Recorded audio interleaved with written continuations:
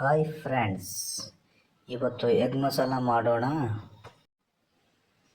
ಒಂದು ಪ್ಲೇಟಲ್ಲಿ ಲವಂಗ, ಚಕ್ಕೆ, ಶುಂಠಿ ಬೆಳ್ಳುಳ್ಳಿ ಪೇಸ್ಟು, ಈರುಳ್ಳಿ, ಕೊಬ್ಬರಿ, ಗರಂ ಮಸಾಲ, ಎಗ್ ಮಸಾಲ ಪೌಡರ್ ಎಲ್ಲ ತೆಗೆದಿಟ್ಕೊಂಡು ಮಿಕ್ಸಿ ಜಾರಲ್ಲಿ ಹೆಚ್ಚಿದಂಥ ಈರುಳ್ಳಿ, ಚಕ್ಕೆ, ಲವಂಗ, ಶುಂಠಿ ಬೆಳ್ಳುಳ್ಳಿ ಪೇಸ್ಟು ಎಲ್ಲ ಹಾಕಿಬಿಟ್ಟು ರುಬ್ಬಿ ಒಂದು ತಟ್ಟೆಯಲ್ಲಿ ತೆಗೆದಿಟ್ಕೊಂಡ್ಬಿಡಬೇಕು.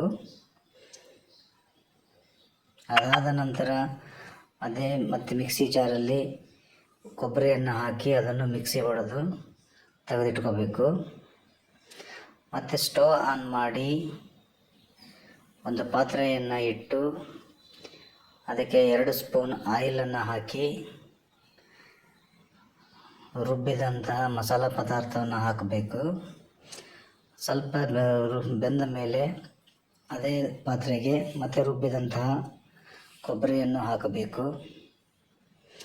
ಕೊಬ್ಬರಿ ಹಾಕಿ ಸ್ವಲ್ಪ ಬೆಂದ ಮೇಲೆ ಅದಕ್ಕೆ 1 ಗ್ಲಾಸ್ ನೀರು ಹಾಕಬೇಕು.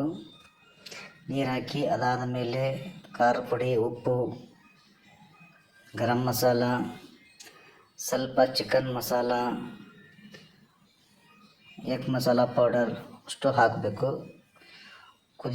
ಹಾಕಿಬಿಟ್ಟು ಕುದಿಯಲಿಕ್ಕೆ ಬಿಡಬೇಕು. ಕುದ್ದ ನಂತರ ಇದಕ್ಕೆ ಮೊಟ್ಟೆಯನ್ನು ಒಡೆದು ಹಾಕಬೇಕು. ನಿಮಗೆ ಎಷ್ಟು ಅಗತ್ಯವೋ ಅಷ್ಟೇ ಮೊಟ್ಟೆಯನ್ನು ಒಡೆದು ಹಾಕಬೇಕು. ಹಾಕಿ ಸ್ವಲ್ಪ ಕುದಿಯಲಿಕ್ಕೆ ಬಿಟ್ಟು ಕುದ್ದ ನಂತರ ಮೊಟ್ಟೆ ಬೆಂದಿರುತ್ತೆ, ತಿನ್ನಲಿಕ್ಕೆ ರೆಡಿ ಇರುತ್ತೆ.